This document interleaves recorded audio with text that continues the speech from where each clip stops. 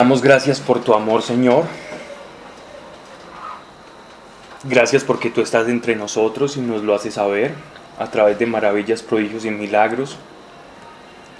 Porque nosotros como iglesia local no te somos ajenos. Porque nuestro nombre te es conocido, el de cada uno de los que estamos acá. Ninguno es ajeno a tu reino y somos tomados como ciudadanos. Padre, gracias por esa ciudadanía celestial que cada uno de nosotros tenemos, sellados en Cristo Jesús y bajo la gracia de tu Espíritu Santo que nos ha elegido, que nos ha tomado, que nos ha ungido para prepararnos para predicar, Señor, las buenas noticias de salvación a esta humanidad que cada vez parece que en picada. No contentos con nada, Señor, se van a favor de un montón de cosas inmorales, incorrectas, aún con ánimo de pretender que sean buenas, Señor, pero ante tu palabra son malas. Y por eso te damos gracias porque nos has sacado como un pequeño remanente para ir y sembrar la luz y nos los ha hecho saber, Señor.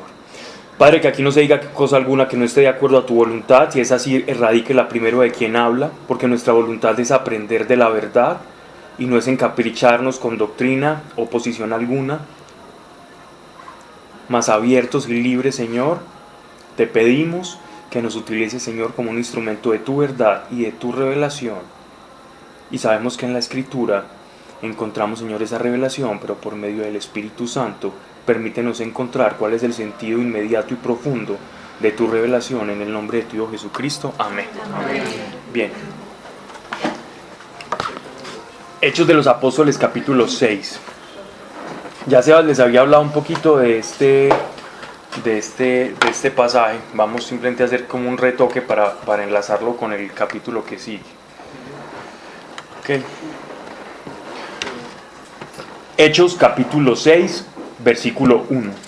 Por aquellos días es como para intentar mostrar un tiempo indeterminado, ¿cierto? Porque Lucas no sabe exactamente la fecha exacta, entonces él es una persona supremamente sensata y concreta y pone por aquellos días como para contextualizarnos. Hechos de los Apóstoles, capítulo 6. Pero ya íbamos Íbamos para el capítulo. No, terminamos el 5, íbamos para el 6. Íbamos para el otro. No, terminamos el 5. Terminamos el 5 y... No, pero el 6 sí lo pecamos. Pero el versículo 1 nomás. Por aquellos días, habiendo crecido el número de los discípulos, se produjo una murmuración de los helenistas contra los hebreos, porque las viudas de aquellos eran mal atendidas en el servicio cotidiano. Los 12, convocando a la muchedumbre de los discípulos, dijeron: no es razonable que nosotros abandonemos el ministerio de la palabra de Dios para servir a las mesas. Elegid pues, hermanos, dentro de vosotros a 7 varones, estimados de todos, llenos de su espíritu y de sabiduría, a los que constituyamos sobre este ministerio. Pues nosotros debemos atender a la oración y al ministerio de la palabra. Fue bien recibida la propuesta por toda la muchedumbre y eligieron a Esteban, varón lleno de fe y del Espíritu Santo, y a Felipe y a Prócoro, a Nicanor, a Timón, a Parmenas y a Nicolás, prosélito de Antioquía, los cuales fueron presentados a los apóstoles, quienes, orando, les impusieron las manos. La palabra de Dios fructificaba y se multiplicaba grandemente el número de los discípulos en Jerusalén, y numerosa muchedumbre de sacerdotes se sometía a la fe. Este pasaje es bien productivo, pues le podemos extraer mucho.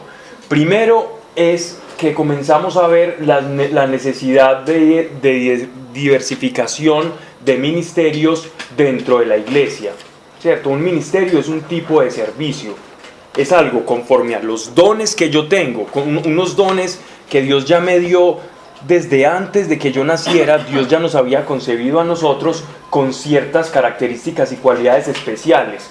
Y también nos va a preparar. Ese es como el ministerio natural que todos nosotros tenemos. Por ejemplo, hay personas que son súper buenas administradoras. Hay personas que son muy buenas en la palabra. Hay otras personas que son muy organizadas. Hay otras personas que son muy buenas dando consejo a los demás. Esos son tipos de dones que los podemos tener en lo natural y que también son potenciados por la acción del Espíritu Santo, ¿ya? Cuando estos dones son potenciados por la acción del Espíritu Santo, le llamamos ministerio. Cuando un don que en lo natural, o una facultad que yo tengo en lo natural, es potenciada por el Espíritu Santo, se le conoce con el nombre de ministerio. Ministerio, ministro, igual, servidor, servicio. Un ministro, un ministerio es una actividad que yo tengo, en la cual tengo ciertas cualidades y que yo soy bueno en hacer eso. Eso es un ministerio. Entonces, miren la necesidad que comenzó a ver de esto. Primero, dice, se produce una murmuración de los helenistas contra los hebreos. Esta murmuración dice que era porque las viudas de unos eran desatendidas.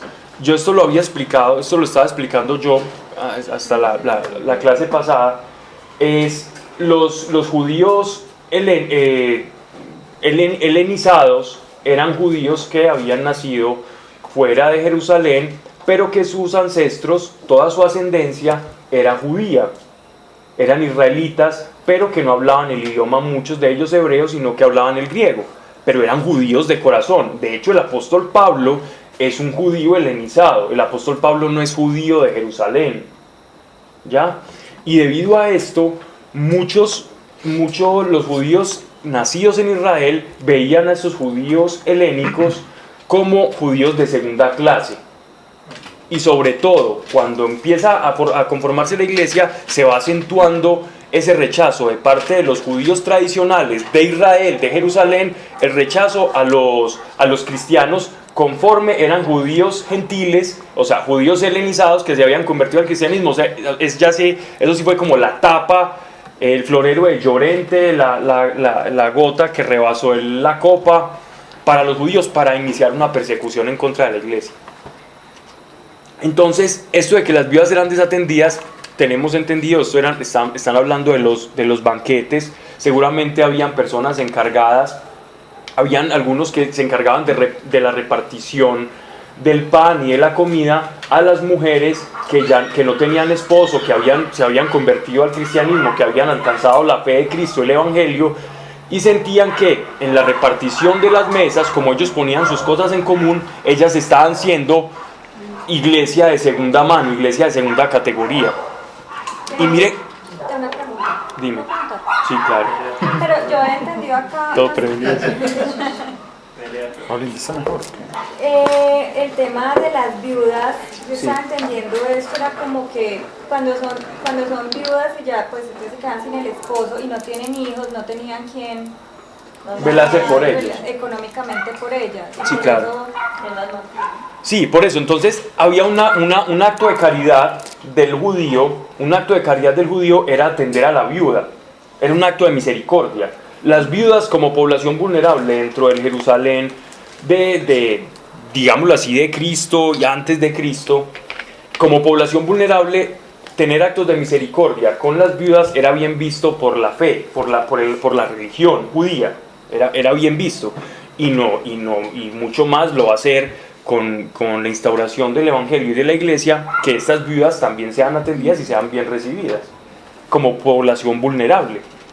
Entonces estaban allí y pasa que las viudas hebreas, o sea, las viudas que habían nacido en Jerusalén, eran mejor atendidas que las viudas helenas, que las viudas que eran griegas. Y a estas viudas griegas ni siquiera se quejaron ellas, sino los griegos se dieron cuenta de que estaban siendo como de segunda clase y fueron